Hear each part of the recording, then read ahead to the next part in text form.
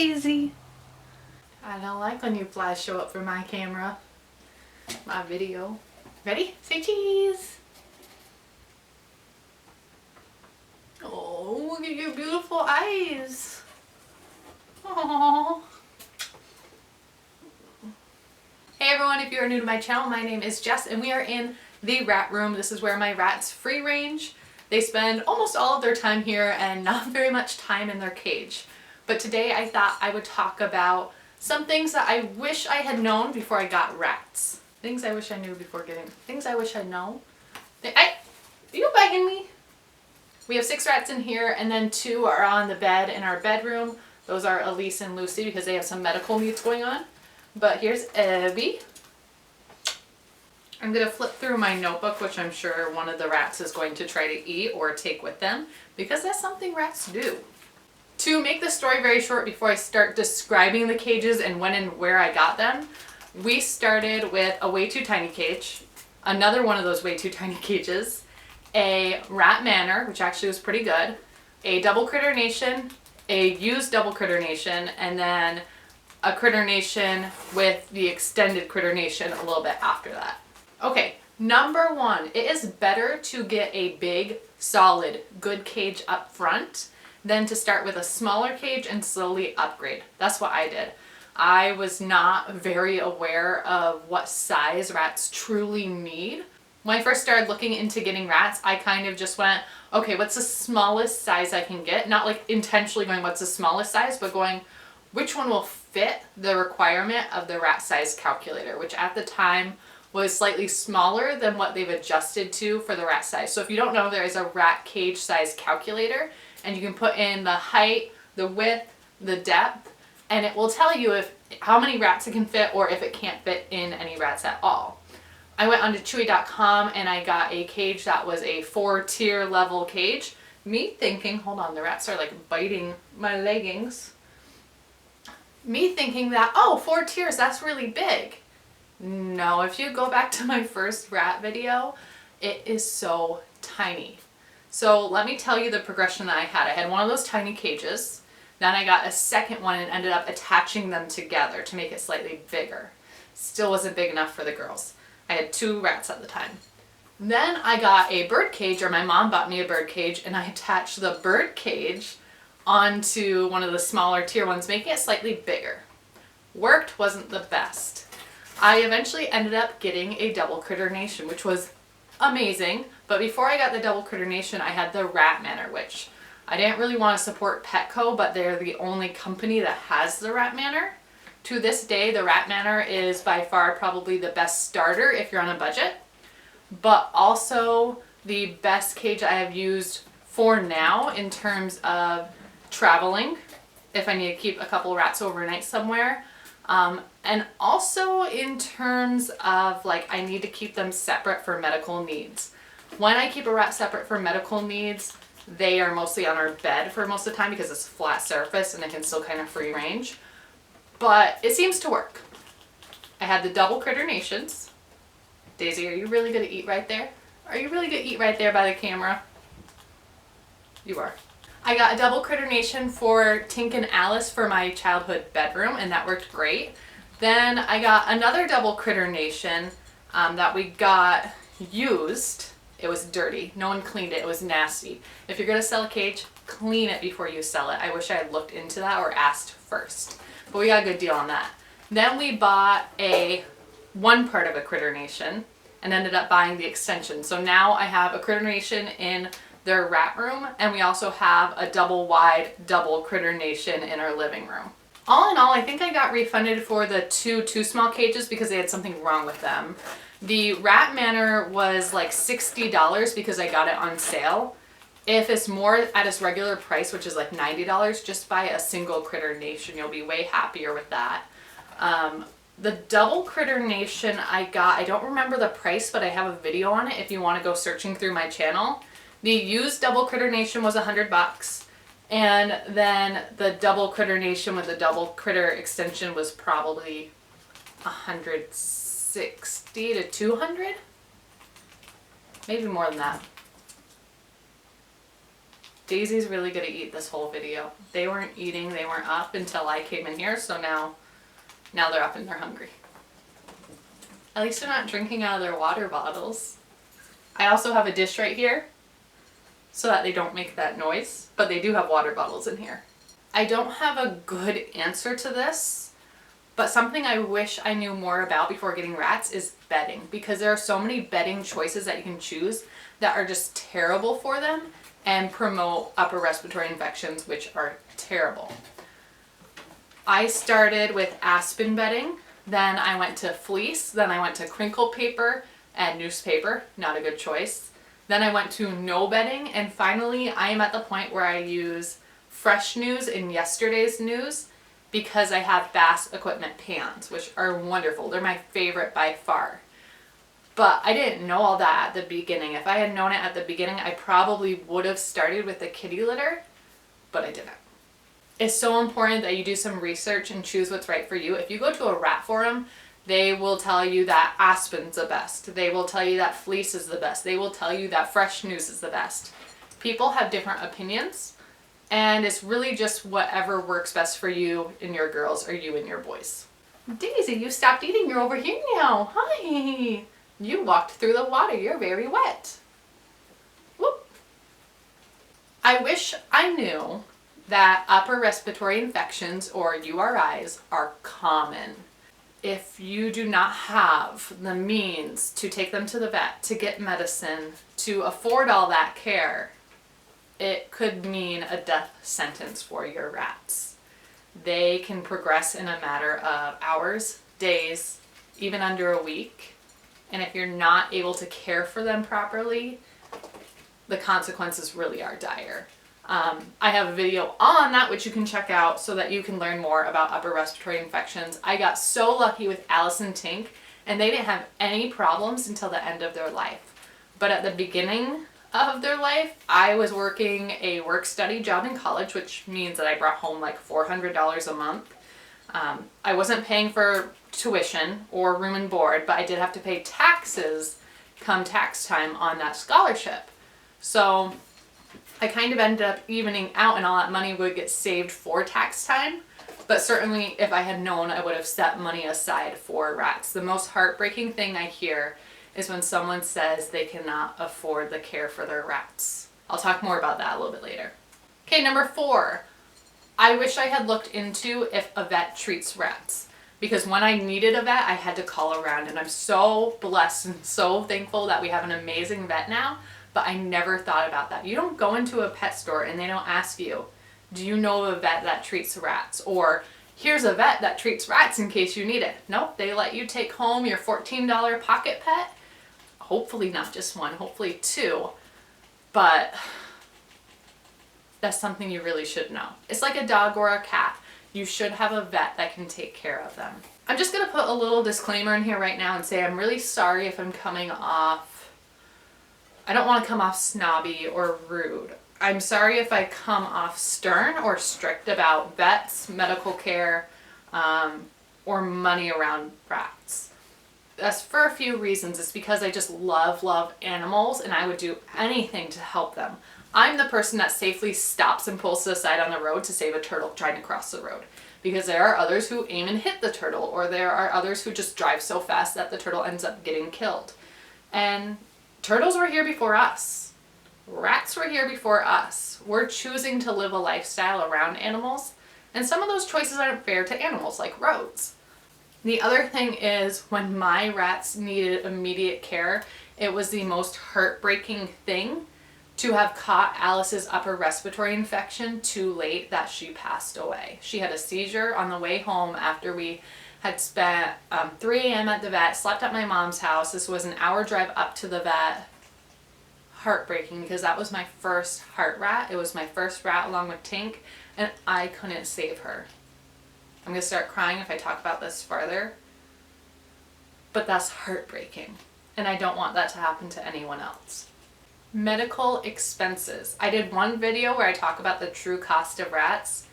If you find a channel or a video on rats, or even a post about rats where they go, okay, but what does it really cost to own a rat? And they're talking like $15 bedding, $20 food, but that lasts multiple months, blah, blah, blah. They're lying. I mean, they're not really lying in the sense of those basic needs, but guys, why aren't we talking about vet costs? Things happen. I've owned 9 rats together at once. When you own that many rats, things happen. If you own 2 or 3 rats, it's less likely to occur very often. But we set a vet budget of $300 for our girls every single month. Sometimes it's more than that because there's surgery, there's upper respiratory infections, there's medicine, there's long-term care. I don't even know how much I've spent off the top of my head on our girls, but I could add it up over the past year and a half, and I guarantee you it has been $2,000, $3,000. I love them, and they deserve the best care, but boy is it expensive, guys. I wish I knew that it was expensive back when I got them. I'm so fortunate again that they didn't have those problems to begin with, but have a fund for your rats because you'll thank yourself later if you ever do need to go to the vet, or if you do. Towards the end of their life, they get so many different illnesses. This is not a fun topic to talk about. It's not fun. That's like the most I can say about it. And I'm not shaming anyone. I'm not saying bad on you by any means. These are things of almost like me talking to past Jess and going, I can't believe you didn't think about these things or look farther into them. I am more than happy to answer questions judgment free. No question is stupid. No question is wrong. No question needs to wait. It can be asked now, either on YouTube or on Instagram. If you are messaging me on YouTube and I'm not responding because I'm busy, message me on Instagram because there's a better chance that I'm going to open my phone, go to Instagram and see it. YouTube can take a while for those comments to pop up under my comment section notification. So I'm really trying not to seem rude. I think one of the most helpful things was when a friend of mine, when I was actually in need for Alice to get Baytril, and I had asked her, what can I do? Where can I get the medicine? I'll order it. I'll do anything. She's like, you need to go to a vet. Those are your pets. You need to care for them. You need to go to a vet. That's your responsibility. And at first I was like, taken aback. I didn't know how to respond. But because of her saying that, I now understand, and I have a fantastic vet. I have a feeling this is going to be a long video. This is really important, and I need to do a quick video on this, but basically I wish I had known how to check a rat. And I mean just a quick, thorough checkup. I don't mean those people who take out a scale and weigh their rats, or just a quick check, a quick health check. It's very simple. I'll take any rat. Okay, here's Thimble. Here's my quick check. You look at the eyes, see if there's any red. Usually their eyes are very vibrant and bright, and you can tell if something's wrong because they don't look as vibrant and bright.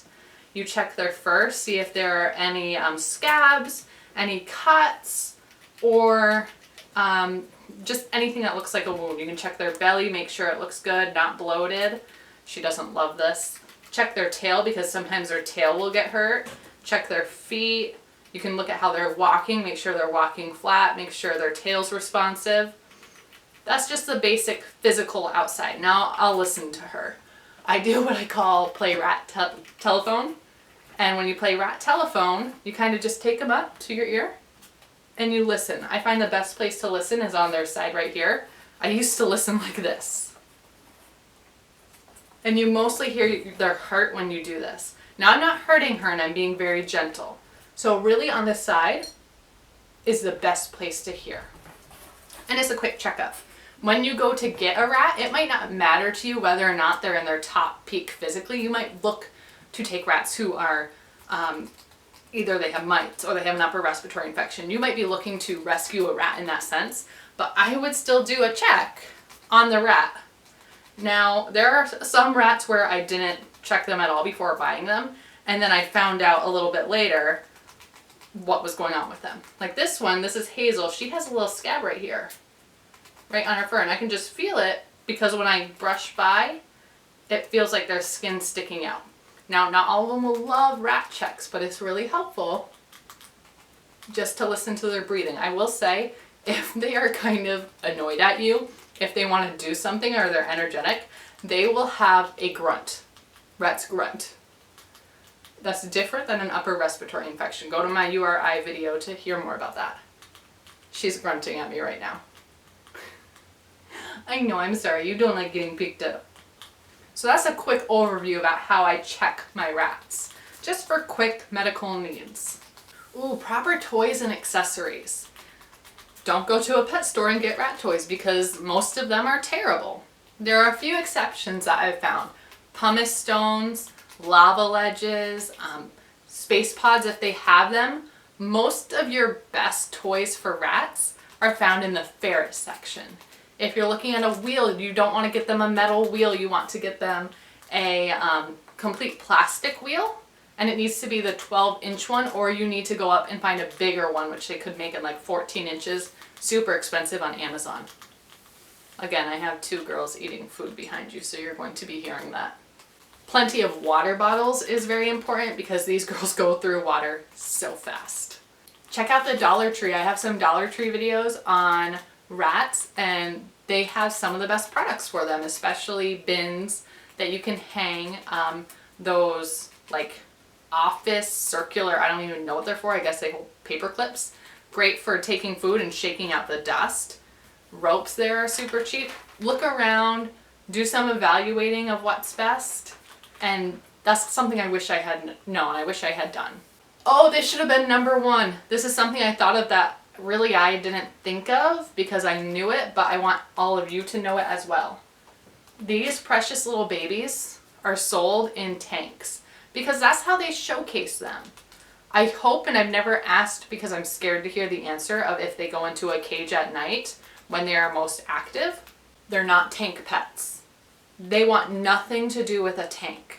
It will kill their upper respiratory infection or upper respiratory system, and it will affect you, it will affect them. They'll have a URI, they'll get sick, they can't climb the side of the tank. They're gonna be like a third of the size of the tank. They're not going to have room to move. They need a cage with horizontal bars. Vertical are very, very hard to climb. You can customize it with some wire so that they are able to climb it. You can do some video searching on there. That's something I never wanted to venture out into. But boy, they do not belong in tanks ever. Not even with a tank and a cage topper. Never, ever, ever. Never do they belong in tanks. Ever. Ever, ever. Oh, we're getting into the good part. Their personalities are precious. If you watch videos where I have rats, they're all just kind of walking around. They're on my shoulders. They're asking to get up. They're kind of tugging at my clothes. They're licking me, cleaning me. Where's Days Days? Days Days. Days Days. Come here. They come when they're called. Look at that. I got a Daisy. Hi, sweet pea.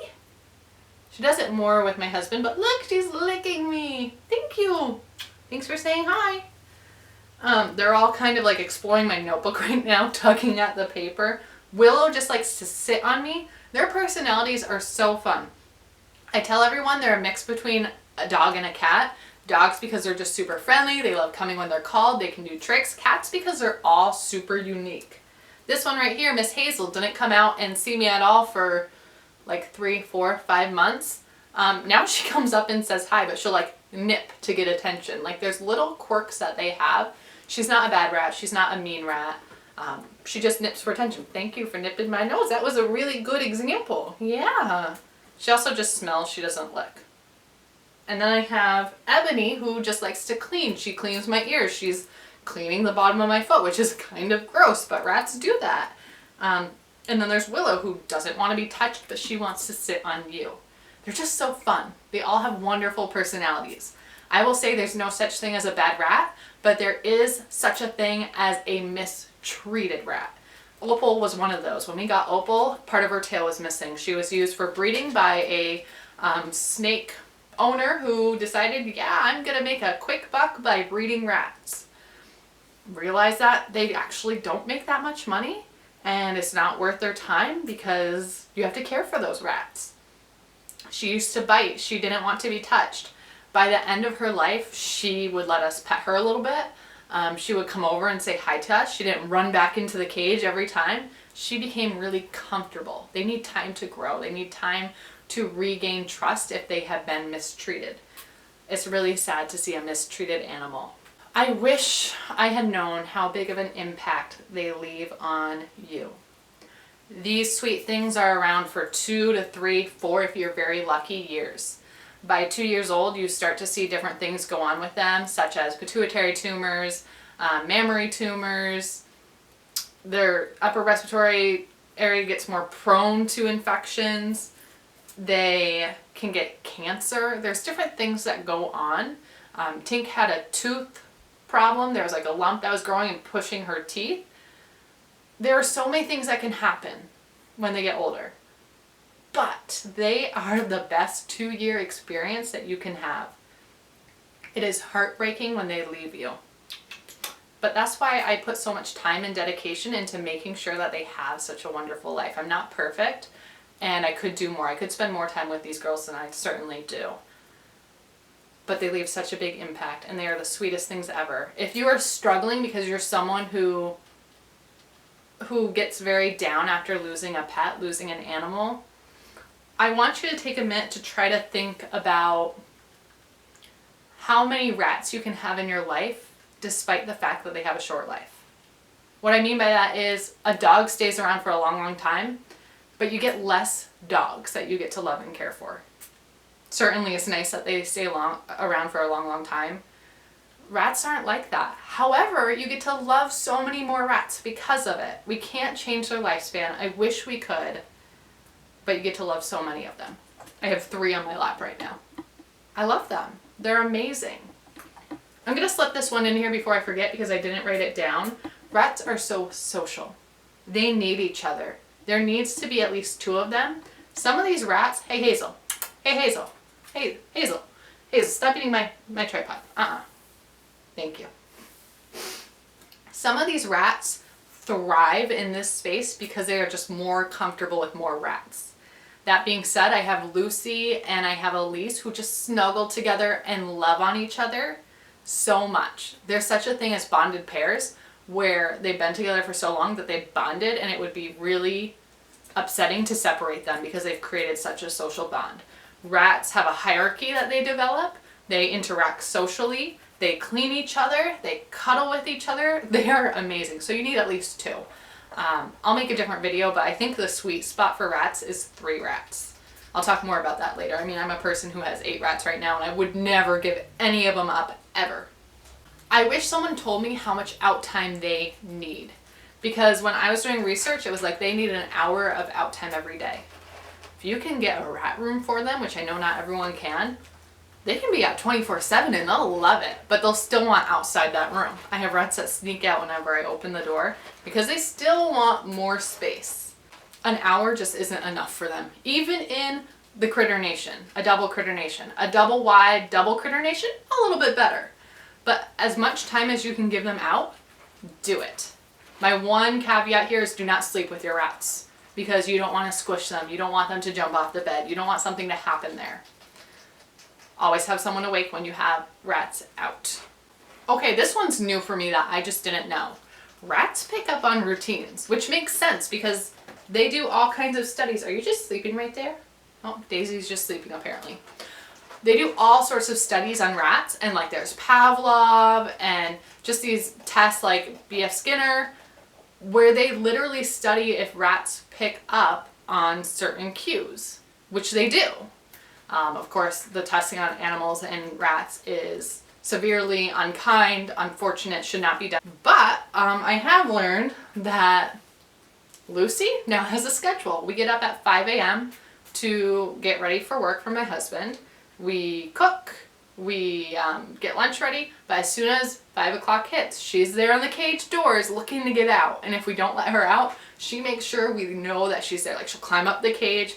By the way, she was half paralyzed, so this for her is huge. She'll just like stick her little face in. Tink used to actually like bat and come out of the cage, like the cage was here, and she would take her arm and swoop it to let us know that she wanted out. They pick up on routines. One last one, because I know this video is ridiculously long and I'm so sorry. I'm just going to give you like all the answers in the comments down below anyways. Shoot, I just lost it. What was it?